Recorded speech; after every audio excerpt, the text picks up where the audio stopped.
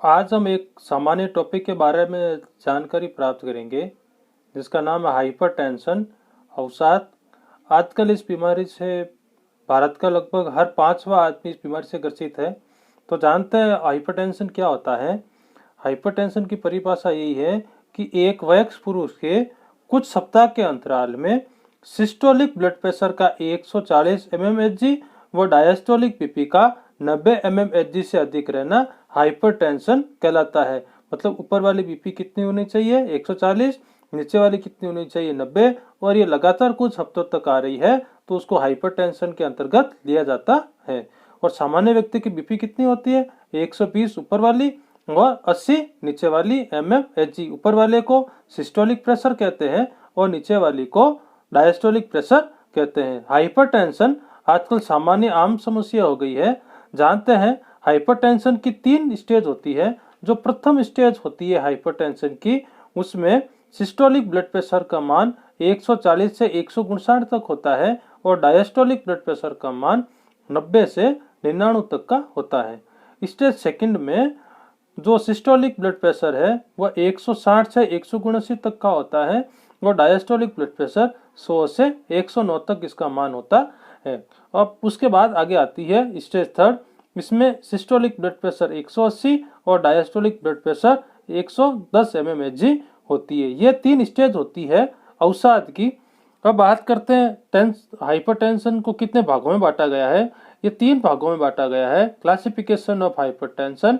सबसे पहला भाग है प्राइमरी हाइपरटेंशन, दूसरा भाग है सेकेंडरी हाइपरटेंशन और तीसरा भाग है व्हाइट कॉट हाइपरटेंशन। जो प्राइमरी हाइपरटेंशन होता है यह सामान्य प्रकार का होता है और 90 से 95% तक लोगों में पाया जाता है। सेकेंडरी हाइपरटेंशन ये किन्हीं कारणों से हो सकता है, जैसे एल्डोस्टेरोन हार्मोन का बढ़ना, CHF का बढ़ना या रेनिन का स्तर बढ़ना। इन कारणों से हाइपरटेंशन बढ़ जाता है।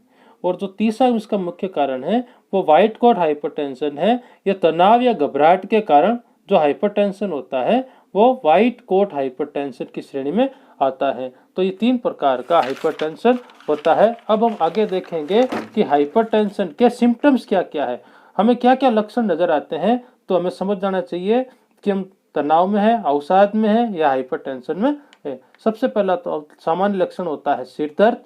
जो दूसरा लक्षण सामान्य होता है वो चेस्ट पेन होता है और जो तीसरा सामान्य लक्षण है वो टिनिटस है। चौथा सामान्य लक्षण है कमजोरी और 5वां सामान्य लक्षण है थकावट। ये लक्षण जो है वो हाइपरटेंशन के होते हैं। और हाइपरटेंशन के बचाव के अपने को क्या सुधार करने हैं, तो बचाव के उपाय देखते हैं। पहला जो हाइपरटेंशन में सुधार का कारण होता है कि हम अपनी डाइट में सुधार करें। हम ऐसी डाइट का सेवन ही नहीं करें जिसमें सोडियम की मात्रा कम हो। सब सोडियम की कम मात्रा का सेवन करें, आयोडीन युक्त नमक खाएं और दूसरा ऐसे पदार्थों को कम खाएं जिसमें असंतृप्त वसा हो। संतृप्त वसा का सेवन कम करें और जिससे कोलेस्ट्रॉल लेवल को कम किया जा सके। असंतृप्त वसीय पदार्थ का ही अपने को सेवन करना चाहिए। अल्कोहल, चाय और कॉफी को सेवन बिल्कुल कम मात्रा में और नहीं ले तो ही बहुत अच्छा रहेगा। और दूसरा जो मुख्य कारण होता है व्यायाम। नियमित रूप से व्यायाम करने पर भी हाइपरटेंशन कम होता है। तीसरा जो मुख्य बचाव का उपाय है वो तनाव कम करें।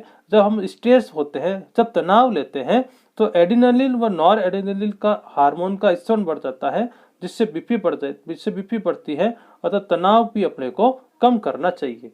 तो चौथा इसके बचाव का उपाय है वो धूम्रपान का सेवन नहीं करना चाहिए। जब हम धूम्रपान में क्या होता है दोस्तों, निकोटीन नामक पदार्थ पाया जाता है जो हृदय की दर को बढ़ाता है, यानी जो हृदय की गति है उसको बढ़ा देता है जिसपे बीपी बढ़ती है। और जब बीपी बढ़ती है तो हाइपरटेंशन भी बढ़ता है। तो ये आजकल ये समस्या सामान्य हो गई है, जिस कारण मैंने वीडियो बनाया है।